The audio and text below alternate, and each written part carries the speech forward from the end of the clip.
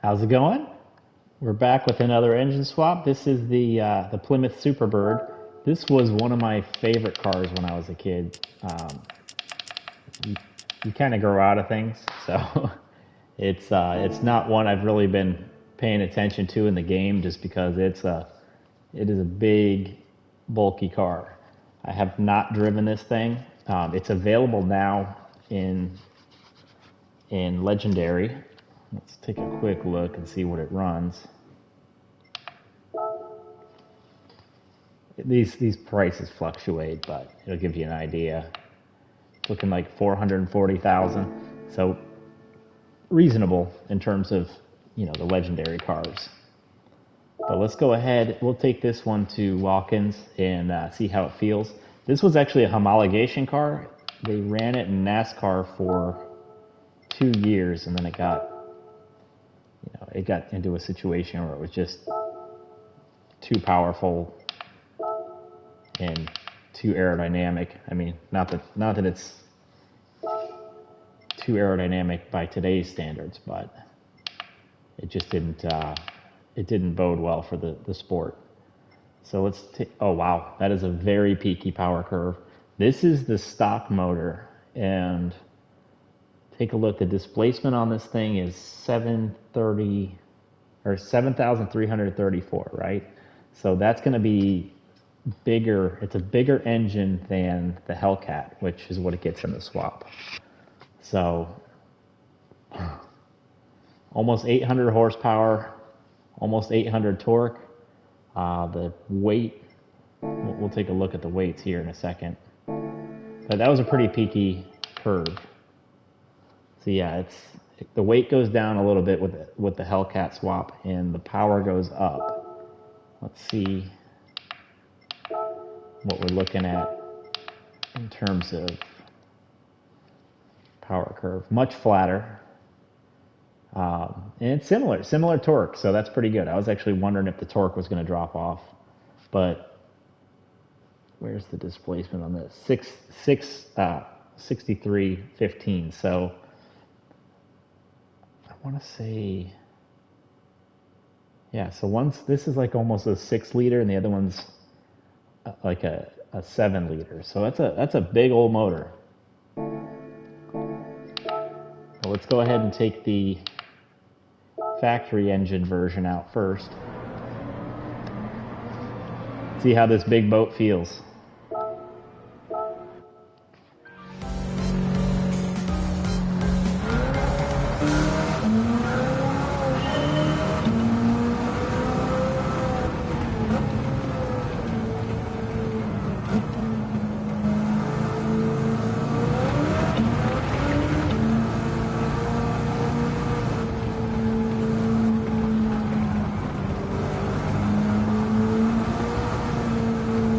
Definitely has.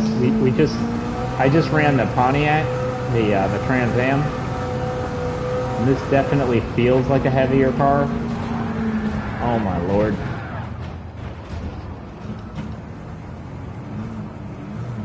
I'm sure I crowded him, but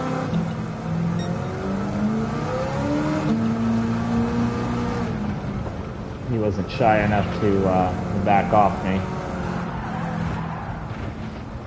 This car doesn't handle the way the Pontiac did.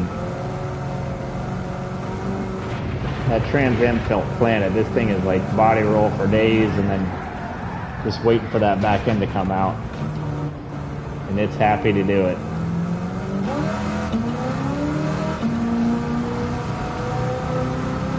Now I'm not expecting as big of a difference switching to the Hellcat. The Hellcat may even handle better.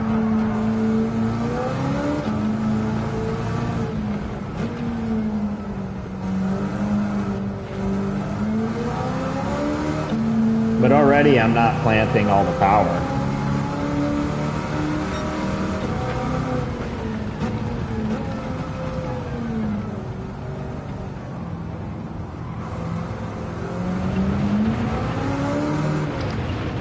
This does have aero in the front. The only option it has is a lip spoiler. And I bought this car before the engine swap was available, not this particular one. This was my backup that I bought after the fact. But I bought the one that has the Petty livery because I was a Petty fan. So, and I was a Petty fan when I was a child. So it was mostly that I liked the blue car. But I bought the car before the engine swap was an option in this thing. And then did the livery, so it added that chin spoiler from whoever actually did the work to it. I just downloaded it.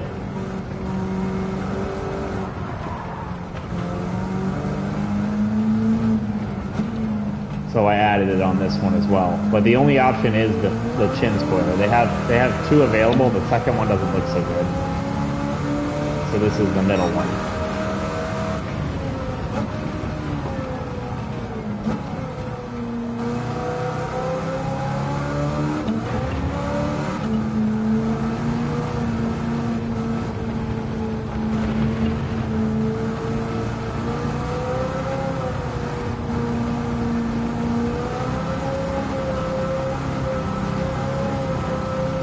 So I'm sure with the right amount of work you can get this thing running.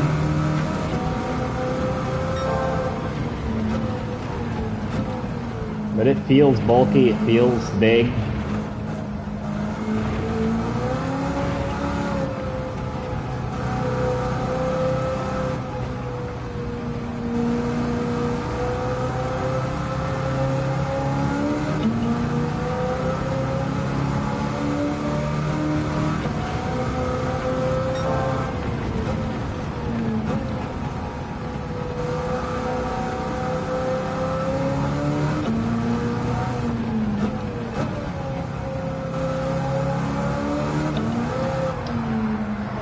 There goes the lap right at the end.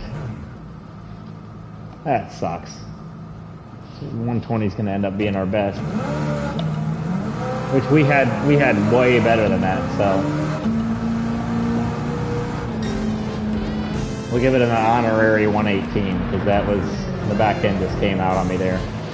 It's got that NASCAR style exhaust where it's just dumping out the one side. Cool car. I mean, this one's gonna end up back in the garage collecting dust. If they start selling car covers for the game, this one will get one. Because I'm not gonna keep using it. So we'll give it a 119. Because I know I did better on that second lap. It's hard to control it. For me, anyway. So let's go ahead and try the Hellcat variant. Let's see what this thing does.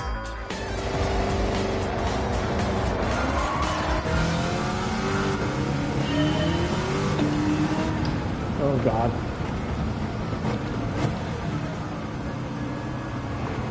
Yeah, it's happy to break the tires loose.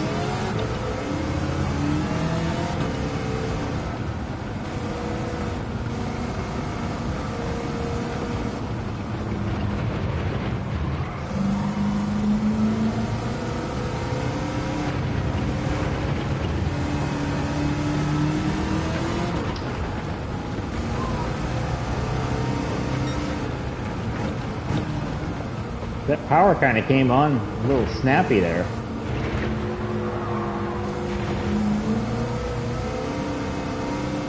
Car feels, I mean, it's definitely a lighter car, and I don't know if it's in my head, but it seems like it feels lighter.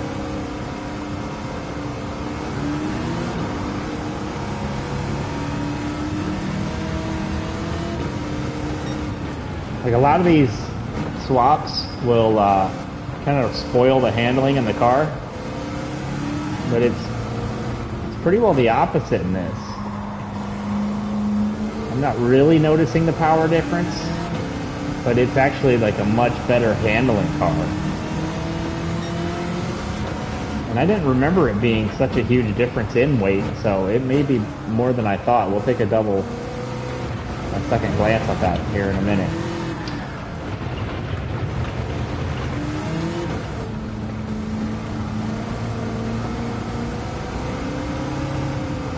You got to be careful on the throttle when that supercharger starts really getting up in the RPMs. And superchargers aren't like turbos where they're real, you know, you don't have like a whole lot of surge normally.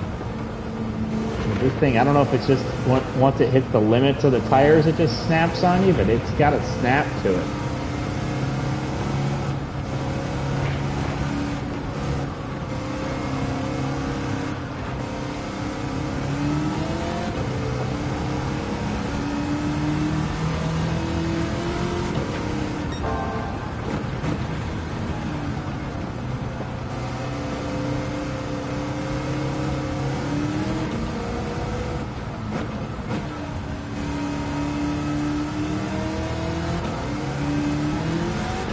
It's got similar performance points to the Trans Am as well, so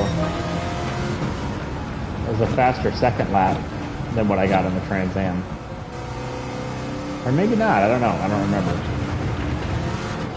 I know I hit a 113 in that car. We're already faster than we were in the other car, and this is much more confidence inspiring as I lose control of it.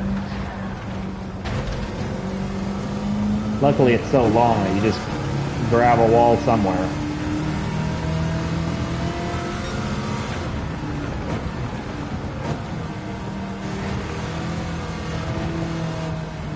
I think that's going to be enough that we don't break the Trans Am's time.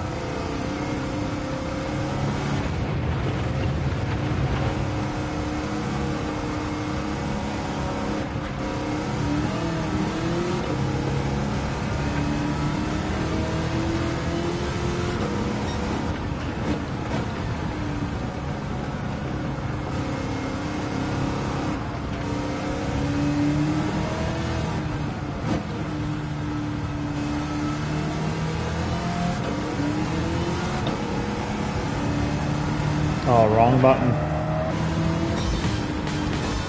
I was trying to find the headlights.